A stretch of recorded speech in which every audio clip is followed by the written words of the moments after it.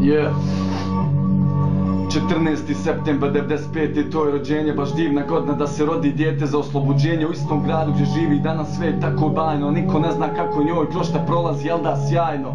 Ona zna i zna kako boli, svijest duboko krije ono što srce voli. Riječ bez spomena ni usput se ne sreće, ali ona nije mnogo željela, željela je samo komadić sreće. Šta je to, stidno zapitala se, dok ju iz krupni oči u suze kvase lice. I da sam toliko prokleta, šta je to ljubav, zašto su svi nasmijani, a ja uvijek tužna, ko da nestalo je sve, potpuni muk.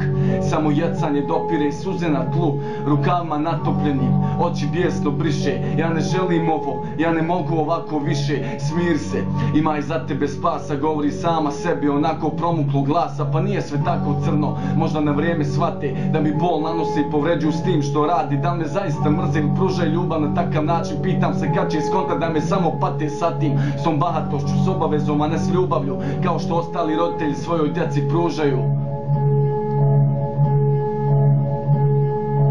Isti je datum, samo 16. rođendan, drži sliku u ruci, vidi tad sam bila bez osmijeha, nju ne boli samo jedno, tu ima mnogo više stvari, pa da sam izrod kaže mi sopstveni stari, ni mama ništa nije bolja, ruku na srce, dođem uplakana, kaže mi da plaćem što se našmrćem, pa kud to vodi, kakvi su to roditelji, eksplodirat ću više, pakujem se i odlazim, ne mogu vas više trpit, ni vas, ni vaše baljezganje, služim vas svih 16 godina da bi za to dobila vrijeđanje, jel, baš vam hvala, to sam i zaslužila, dok su sve ostale frenice izlazile, ja se s vama družila dosta više.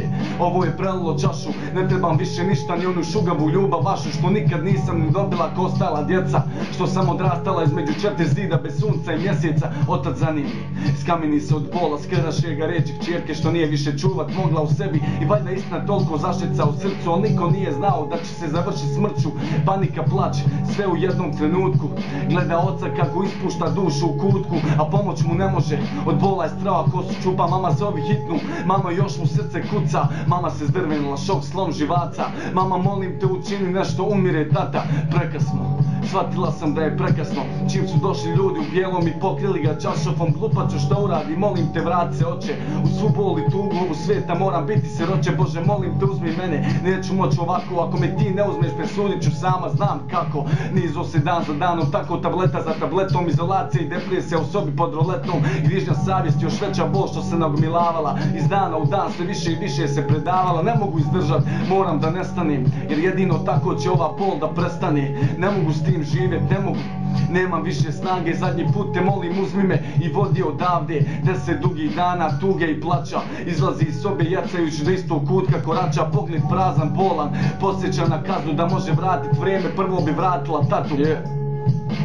To je bila najava za moju novu stvar, moj čovjek komedij na bitu. Veliki pozdrav brate, i tebi i cijeloj Konvikt ekipi, peace out.